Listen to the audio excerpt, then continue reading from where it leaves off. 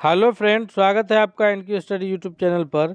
RRB NTPC का जो exams होना है उसमें जीके जीएस और जनरल एविडेंस से जो 40 प्रश्न आएंगे, आइए हम टारगेट लेकर के देखते हैं कि हमें 40 में 40 प्रश्नों को गेन करना है। तो आइए हम शुरू करते हैं, एक एक प्रश्नों को देखते हैं।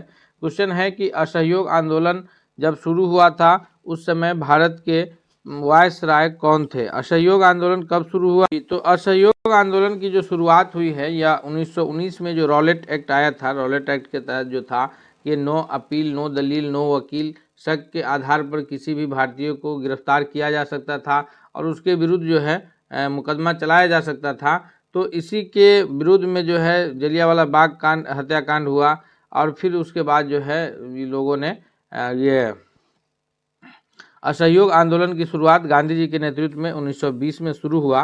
तो जब असहयोग आंदोलन भारत में चल रहा था उस वक्त यहाँ के जो वायसराय थे वो लॉर्ड चेम्सफोर्ड थे। अर्थात इस क्वेश्चन का सबसे जो सही जवाब है पहला नंबर प्रश्न का वो ऑप्शन नंबर डी है। नेक्स्ट क्वेश्चन की ओर बढ़ते हैं, दूसरा नंबर क्वेश्चन देखते हैं। क्वेश्चन नंबर दूसरा है कि जनरल माइक ओ डायर की हत्या किसने की? जनरल माइक ओ डायर ही हैं जिन्होंने जो है ये जो अमृतसर में जलियांवाला बाग में लोगों की शांतिपूर्ण सभाएं चल रही थी, जिसमें जो है ये सभा जो चल रही थी मुख्य रूप से डॉक्टर सैफुद्दीन किचलू और डॉक्टर सत्यपाल की गिरफ्तारी के ये में लोग जो है विचार विमर्श कर रहे थे।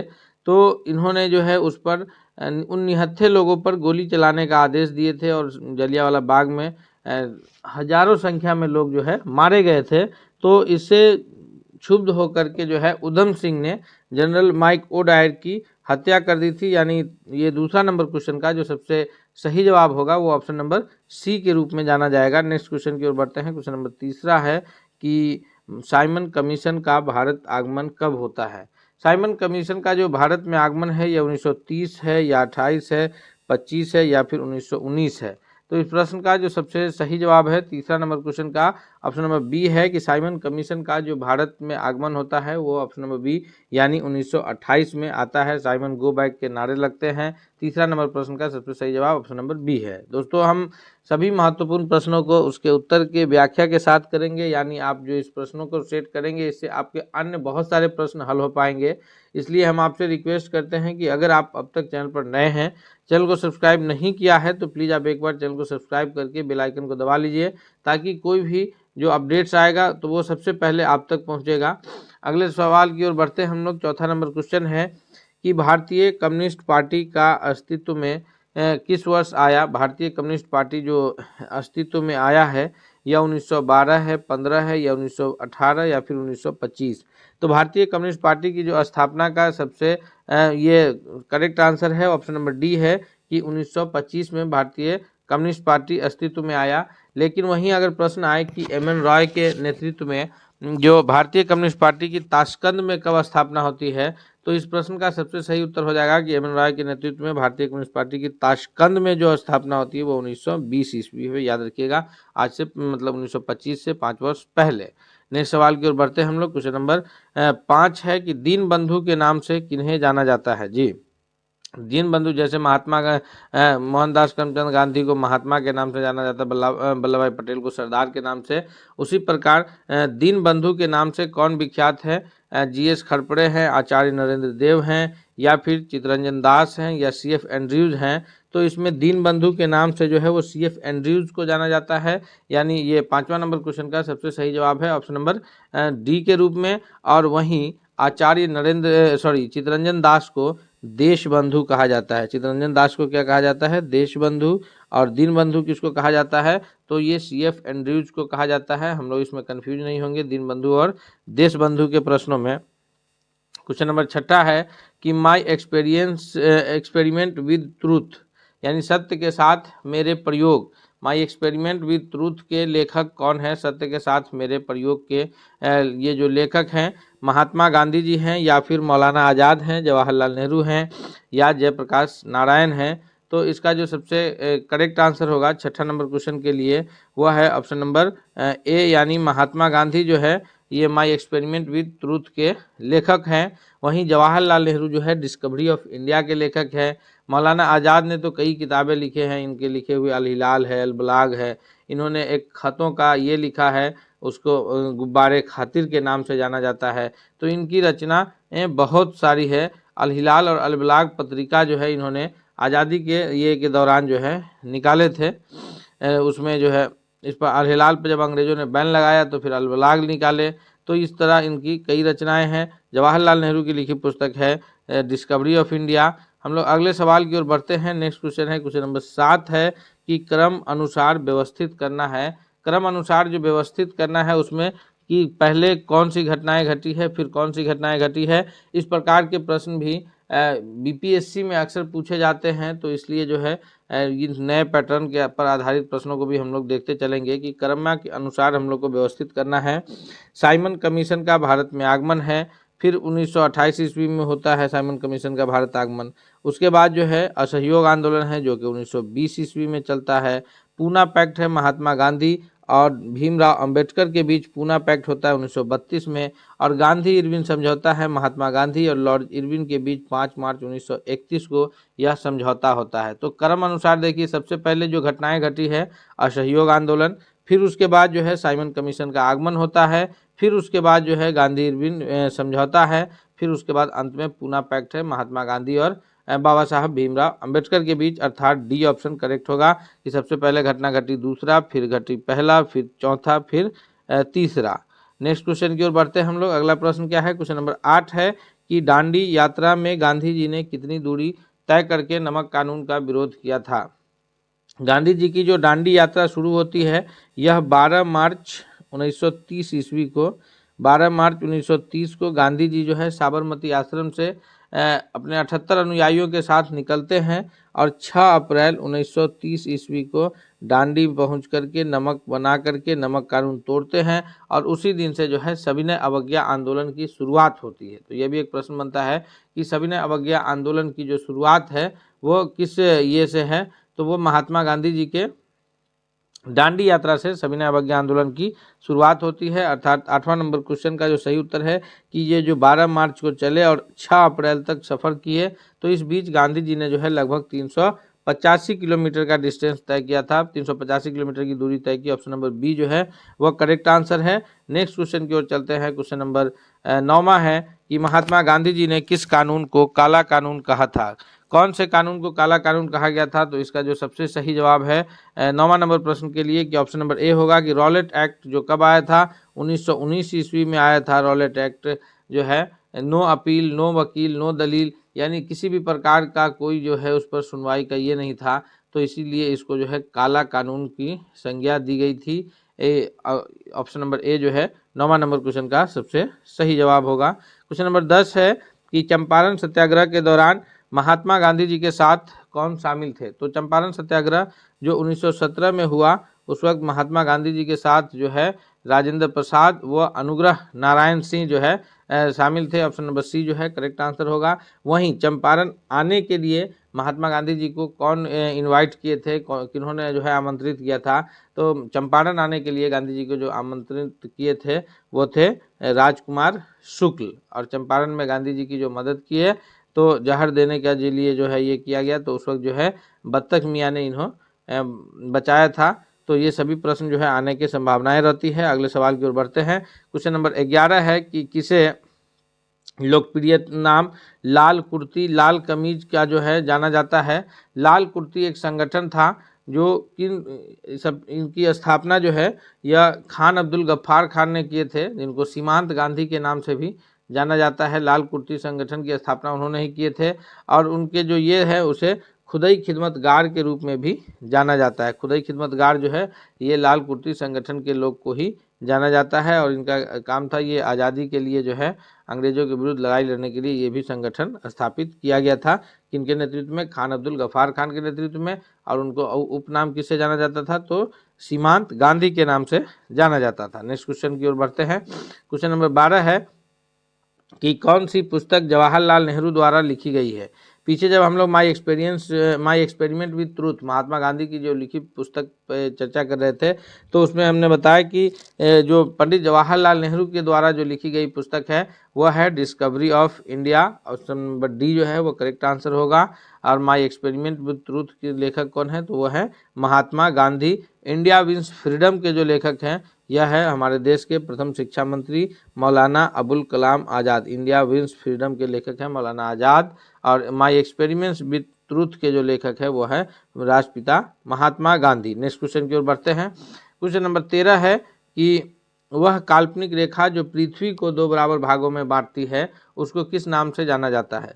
तो अगर हम लोग पृथ्वी के मैप को देखें, ग्लोब को ध्यान से देखें, तो पृथ्वी को 2 बराबर भागों में जो बांटने का काम करती है वो 0 डिग्री अक्षांश है। उससे ऊपर का जो हिस्सा है उसको उत्तरी गोलार्ध नॉर्थ हेमिस्फीयर, नीचे के हिस्सा को दक्षिणी गोलार्ध साउथ हेमिस्फीयर के रूप में जाना जाता है। और ये ऊपर 90 डिग्री का जो पॉइंट है उसको उत्तरी ध्रुव, और नीचे जो 90 डिग्री का पॉइंट है इसको दक्षिणी ध्रुव के नाम से जाना जाता है। तो यह काल्पनिक रेखा किस नाम से जाना जाएगा? 0 डिग्री अक्षांश को भूमध्य रेखा कहते हैं। वहीं 23.5 डिग्री जो उत्तरी अक्षांश है, 23.5 डिग्री उत्तर में, उसको कहते हैं कर्क रेखा। और 23.5 डिग्री जो दक्षिणी अक्षांश है उसको कहा जाता है मकर रेखा। ये हम लोग याद रखेंगे। और 0 डिग्री जो अक्षांश है वो भूमध्य रेखा के नाम से जाना जाता है, जो पृथ्वी को 2 बराबर हिस्सों में बांटती है। नेक्स्ट क्वेश्चन है, क्वेश्चन नंबर 14 है कि दोनों ध्रुवों को जोड़ने वाली काल्पनिक रेखा जो भूमध्य रेखाओं को समकोण पर प्रतिच्छेदित करती है वो कौन है?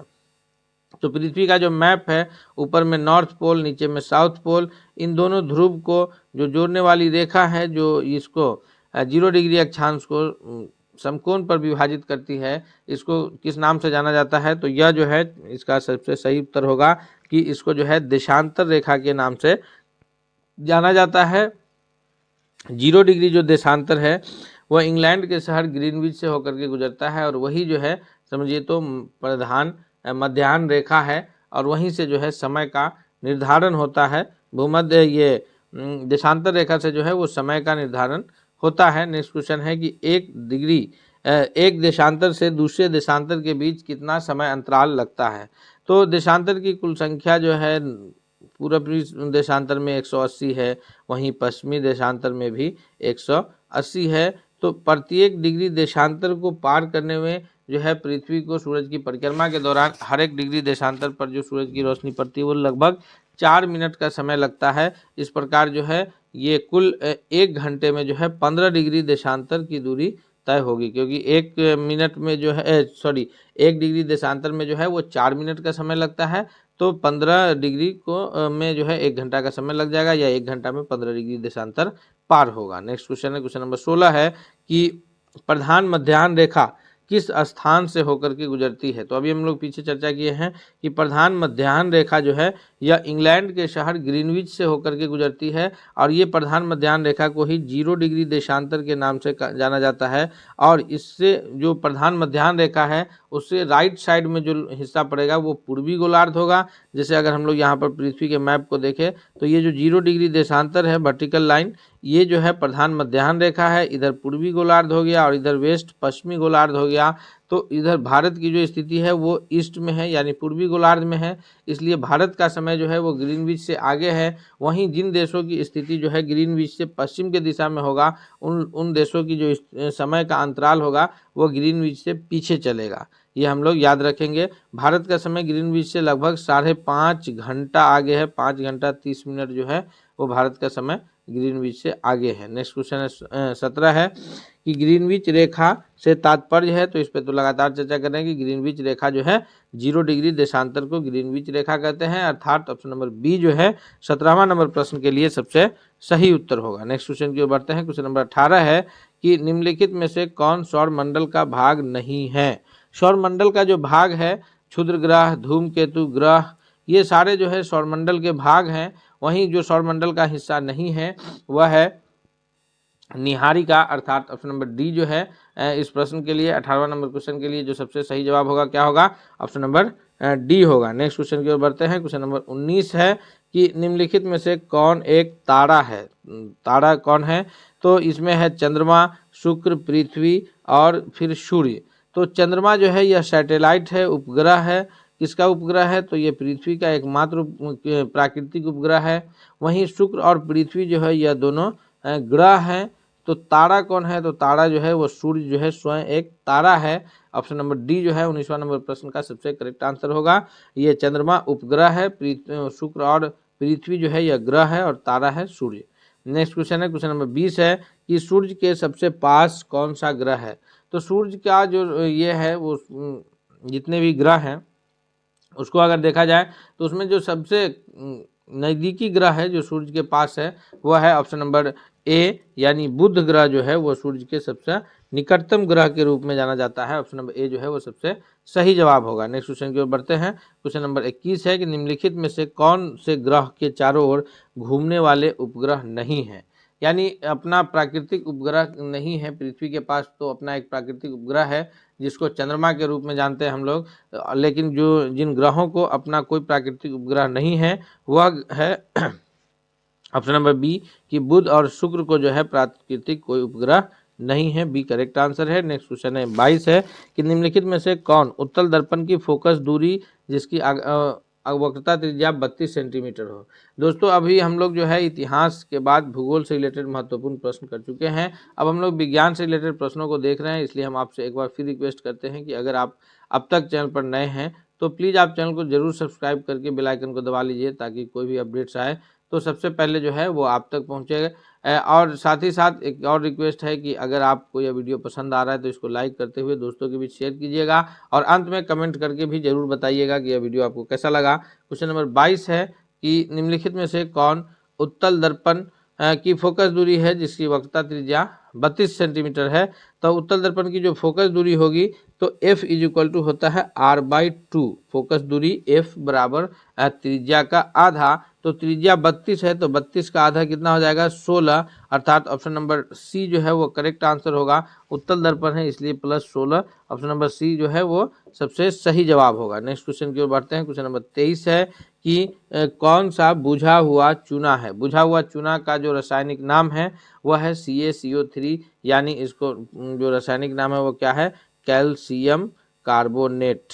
कैल्शियम कार्बोनेट जो है इसका रासायनिक नाम है जिसको बुझा हुआ चूना के नाम से जानते हैं। ऑप्शन नंबर सी जो है इस प्रश्न के लिए वो सबसे सही जवाब के रूप में आंसर जाना जाएगा। नेक्स्ट क्वेश्चन है क्वेश्चन नंबर 24 है कि घरेलू परिपथ में उदासीन तार, यानी जो उदासीन तार जिसमें होकर के करंट फ्लो नहीं करता है वो किस रंग का होता है। तो हमारे घरों में जो बिजली लगती है उसमें जो उदासीन तार है जिससे होकर के करंट फ्लो नहीं करता है वह जो है उदासीन तार किस प्रकार का होता है। तो इसका जो सबसे सही जवाब है 24वां नंबर क्वेश्चन का वह है ऑप्शन नंबर ये सी, यानी काला कलर का जो है उदासीन तार होता है। नेक्स्ट क्वेश्चन है 25 की ऑक्जेलिक अम्ल का जो प्राकृतिक स्रोत है वो कौन सा है। यानी ऑक्जेलिक अम्ल जो है प्राकृतिक रूप से हमें किससे प्राप्त होती है। तो ऑक्जेलिक अम्ल का जो प्राकृतिक स्रोत है 25वां नंबर प्रश्न का जो सबसे सही जवाब है ऑप्शन नंबर बी है कि ऑक्जेलिक अम्ल जो है हमें ये टमाटर से प्राप्त होती है। टार्ट्रिक अम्ल इमली से प्राप्त होता है। एसिटिक अम्ल जो है वो सिरका में मौजूद जो अम्ल है वो एसिटिक अम्ल के नाम से जाना जाता है। नेक्स्ट क्वेश्चन की ओर बढ़ते हैं। अगला क्वेश्चन देखते हैं। क्वेश्चन नंबर 26 है कि निम्नलिखित में से कौन आहार श्रृंखला का निर्माण करता है। आहार श्रृंखला का निर्माण करने का तात्पर्य है कि किससे किसको भोजन की प्राप्ति होती है। तो इसका जो सबसे करेक्ट आंसर है कि बी, यानी घास, घास से बकरी तथा मानव, यानी घास पर जो है घास एक स्वपोषी है, वो अपना भोजन स्वयं बनाता है, फिर उस पर डिपेंडेंट है बकरी, और फिर मानव जो है वो घास और बकरी दोनों पर डिपेंडेंट है। तो सही आहार श्रृंखला जो बनेगा वो ऑप्शन नंबर बी बनेगा कि ये जो घास है वो स्वपोषी है, बकरी तथा मानव घास पर भी डिपेंडेंट है, वहीं मानव जो है वो घास और बकरी दोनों पर डिपेंडेंट है। नेक्स्ट क्वेश्चन है क्वेश्चन नंबर 27 है कि एक हॉर्स पावर HP का अर्थात ये है हॉर्स पावर अश्व शक्ति जो है वह कितना के बराबर होता है। तो शक्ति का जो SI मात्रक है वो वाट होता है। शक्ति का SI मात्रक क्या होता है वाट होता है, वो जिसको W संकेत से लिखा जाता है। और एक हॉर्स पावर जो है 1 HP जो है यह लगभग 746 वाट के बराबर होता है। ऑप्शन नंबर ए जो है 27वां नंबर प्रश्न का सबसे सही जवाब होगा। 27वां नंबर क्वेश्चन के लिए सबसे करेक्ट आंसर क्या होगा ऑप्शन नंबर ए होगा। नेक्स्ट क्वेश्चन की ओर बढ़ते हैं। क्वेश्चन नंबर 28 है कि विद्युत फ्यूज जो है यह विद्युत धारा के किस प्रभाव पर कार्य करता है।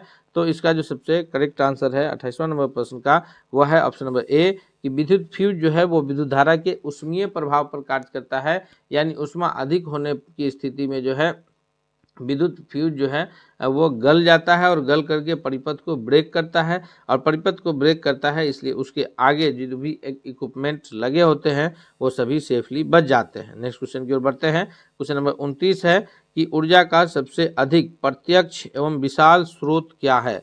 प्रत्यक्ष यानी जिससे हमें डायरेक्ट ऊर्जा की प्राप्ति होती है, और विशाल यानी उतना बड़ा ऊर्जा का दूसरा कोई फिर स्रोत नहीं है। तो ऊर्जा का जो कोयला है जो कि नवीकरणीय संसाधन है, यानी आज न कल कोयला जो है वो खत्म हो जाने वाला संसाधन है।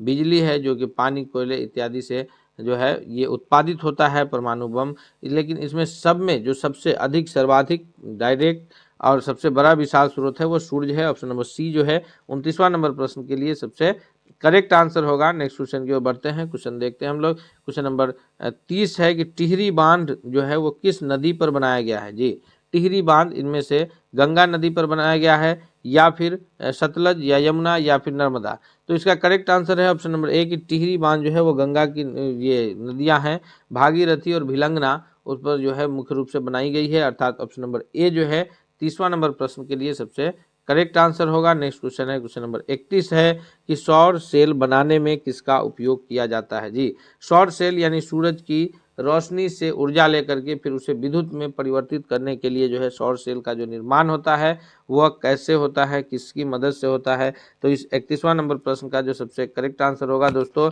वह होगा ऑप्शन नंबर डी के रूप में कि सिलिकन जो है, जो कि सिलिकन क्या है कि धातु और अधातु के बीच उपधातु के रूप में यह जाना जाता है। सिलिकन है, जर्मेनियम है, ये दोनों जो है धातु और अधातु के बीच में उपधातु के रूप में जाना जाता है, यानी इसको कहा जाता है सेमी कंडक्टर। रूम टेम्परेचर पर यह अधातु की तरह बिहेव करता है, फिर टेम्परेचर बढ़ाने पर जो है ये धातु की तरह कार्य करने लगता है।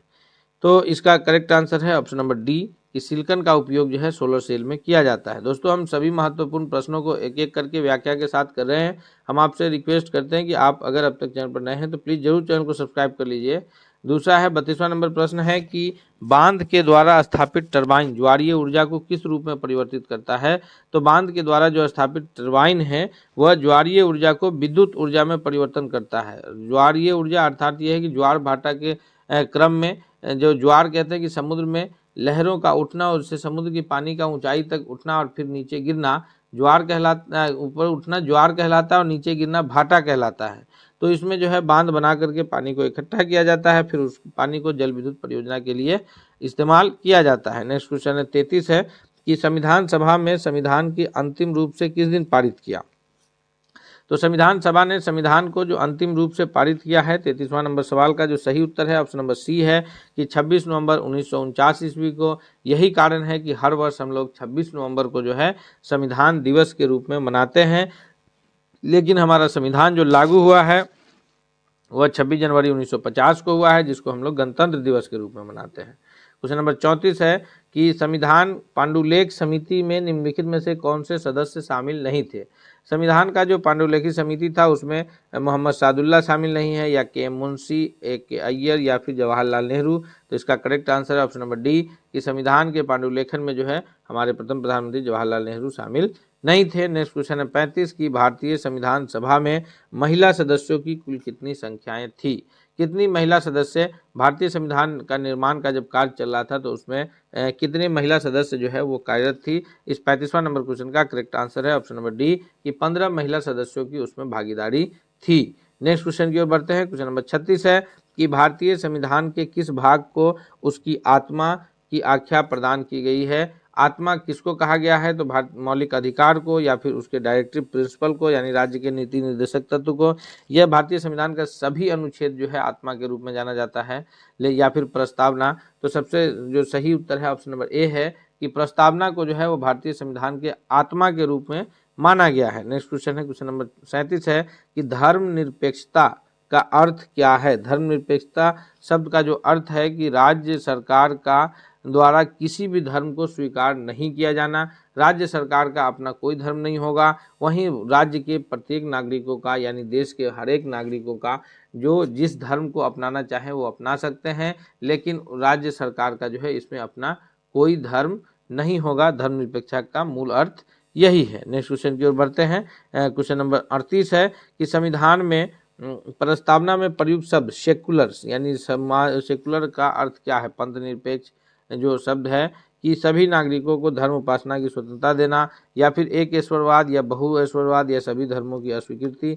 तो सेकुलर शब्द जो है कहीं भी सभी धर्म को अस्वीकृत नहीं करता है। सेकुलर शब्द का अर्थ यह है कि सभी नागरिकों को धर्म एवं उपासना की स्वतंत्रता, और यह भारतीय संविधान का मूल अधिकार में भी शामिल है कि भारत के नागरिकों को जो है अधिकार प्रदान किए गए हैं। उसमें से एक अधिकार ये भी है कि भारतीय नागरिकों को धार्मिक स्वतंत्रता का अधिकार दिया गया है। नेक्स्ट क्वेश्चन है, क्वेश्चन नंबर 39 है कि समाजवाद का अर्थ क्या है। समाजवाद का अर्थ सामाजिक नियंत्रण है, या राष्ट्रीयकरण है, सामाजिक न्याय है, या फिर सामाजिक स्पर्धा है। तो इसका जो करेक्ट आंसर है 39वां नंबर प्रश्न का ऑप्शन नंबर सी होगा कि सामाजिक न्याय है। सामाजिक न्याय से तात्पर्य यह है कि समाज में किसी भी आधार पर कोई भेदभाव नहीं है, चाहे वह जाति के आधार पर हो, चाहे वह धर्म के आधार पर हो, भाषा के आधार पर हो, या फिर ये भाषा, धर्म, लिंग, किसी भी आधार पर समाज में रहने वाले लोगों के साथ कोई भेदभाव नहीं है। सामाजिकरण का मूल अर्थ यही है समाजवाद का कि सामाजिक न्याय वहां स्थापित हो। नेक्स्ट क्वेश्चन है, क्वेश्चन नंबर 40 है कि 42वें संविधान संशोधन के द्वारा 1976 में प्रस्तावना में किस शब्द को नहीं जोड़ा गया है। तो 1976 में जो प्रस्तावना में जोड़े गए शब्द है धर्मनिरपेक्ष, समाजवाद, एकता और अखंडता। जो नहीं जोड़े गए हैं वह गुट निरपेक्ष है, यानी ऑप्शन नंबर सी जो है इसका करेक्ट आंसर है। दोस्तों हम लोग अभी 40 महत्वपूर्ण प्रश्नों को जो है उसके उत्तर के एक एक व्याख्या के साथ कंप्लीट किए हैं। हम उम्मीद करते हैं कि यह आपके आने वाले परीक्षा में बहुत ही लाभकारी और हितकारी साबित होगा। इसलिए आपसे रिक्वेस्ट भी है कि अगर आप चैनल पर नए हैं, चैनल को सब्सक्राइब नहीं किया है, तो प्लीज़ आप चैनल को सब्सक्राइब करके बेल आइकन को दबा लीजिए ताकि कोई भी अपडेट्स आए तो सबसे पहले आप तक पहुँचे। मिलते हैं हम लोग अगले सेट के साथ, तब तक के लिए धन्यवाद।